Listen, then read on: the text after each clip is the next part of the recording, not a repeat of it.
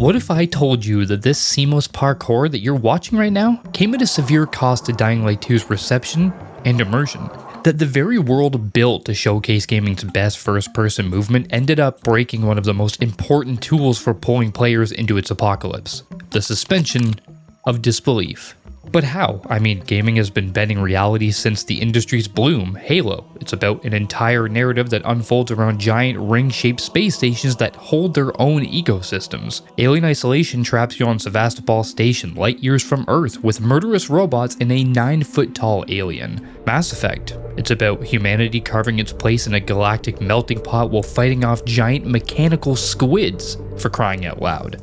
Then you got Skyrim, The Witcher, Dead Space. I could sit here and go on forever. On paper, these ideas sound insane. Like if I went to a studio exec and I was like, I really want to make a horror game where I take the limbs off creatures and shoot them back at them to kill them, well, I may be walked right out the door. None of us will ever get to mingle with alien species, at least not in my lifetime. Maybe the next generation will be lucky. We won't be able to conjure frost from our palms or learn spells from ancient scrolls like in Skyrim, and hopefully, we never discover a nest of xenomorph eggs, because that would just be a bad time.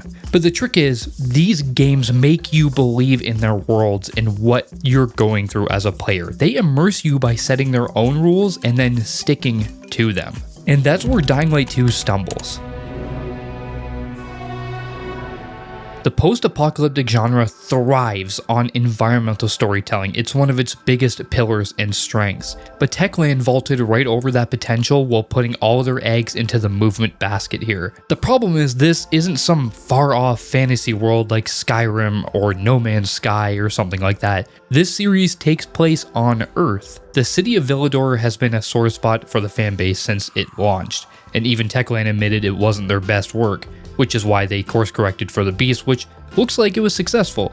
Yes, they leaned on procedural generation to build out the world before filling in the details later on, but that's not the real issue. Now you're probably thinking, dude, this is old news, like years old. The game was slapped with the copy and pasted hashtag during week 1 and it stuck better than Gorilla Glue. But this goes deeper than reuse layouts and repeated assets. You can reuse assets, that's not the problem. The Last of Us did it. In fact, lots of games do it. The key is reusing them in creative ways, or at the very least, attempting to change up the goddamn placement, Techland. But instead, Dying Light 2 lacks the personal touch you want to see in games like this one. And it does it in some really baffling ways. If you're going to reuse assets, make them detailed and logical at least. This is Earth, so why on earth do some doors absolutely lead nowhere? I mean, one side is a glass pane and one side is a double door. Why do building interiors feel like they are suffering from an identity crisis? One moment it's an office with 2 reception desks and no actual offices. The next it's a cafe that sells burgers but has a residential kitchen instead of a commercial one. And why are the lockers sitting in plain view of customers ordering their food? It's just a bad look.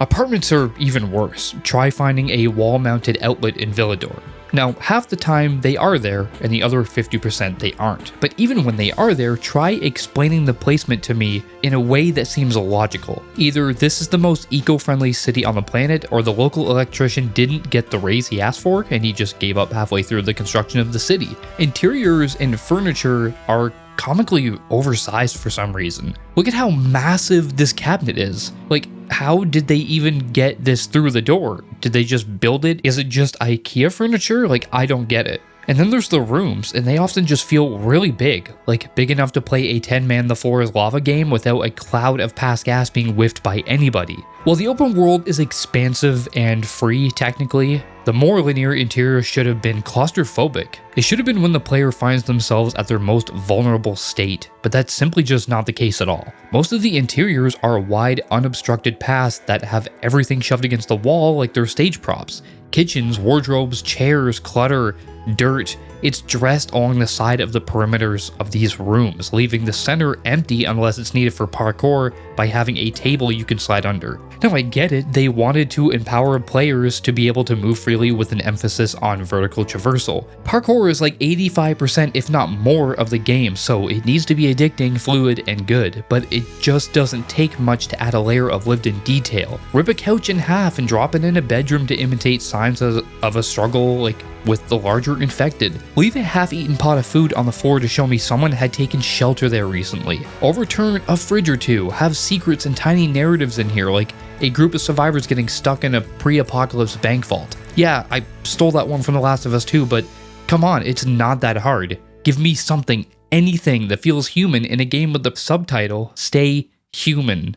When you're sprinting at full speed, you're dodging zombies, hitching a ride with the glider, or nailing that perfect roll after plummeting into the ground, you're not gonna notice any of this. But that's the tragedy of Villador. It's at its best when you aren't paying attention to it. The moment you slow down, you see how badly that human touch is missing. Which sucks if you're anything like me, the type of person who loves wandering through every interior, soaking up every detail, finding stories hidden in the dark, even when perhaps the developers didn't intend for players to do that. There's just something magical about simple but effective set dressing, and it's painfully rare here. With so much emphasis on verticality, you'd think buildings taller than one story would have a fire escape, but apparently Villador's architects were more interested in Darwinism. And since the city itself seems to be designed for people to spend more time on the rooftops than inside, it's odd that balconies and tops of buildings don't have railings. So, you know, Godspeed if you have a pet or a child. You'll be having poodle pancakes for breakfast, I guess.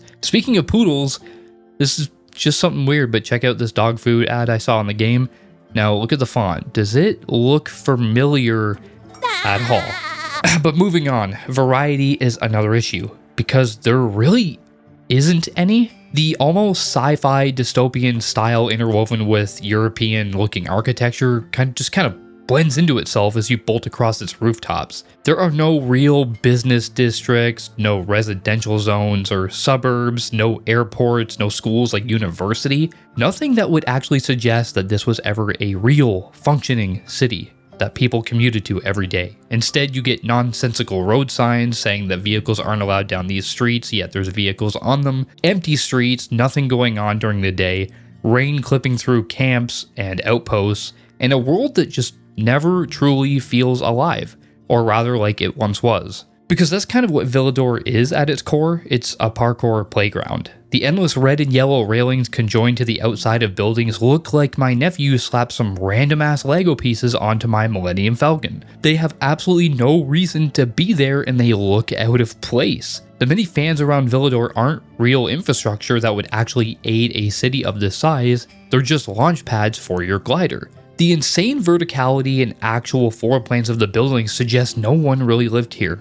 They just look fake. It's like finding a dead body in the corner of some rooftop, and you know that there was actually no path to get up there. It just feels weird. The world isn't a place, it's like a Mirror's Edge level. And I think that's why Dying Light 2 just never hooked me the way 1 did. It's shallow, forgettable, and gimmicky in its world. Not the grounded survival experience it was setting up to be, and as it was promised in all the trailers.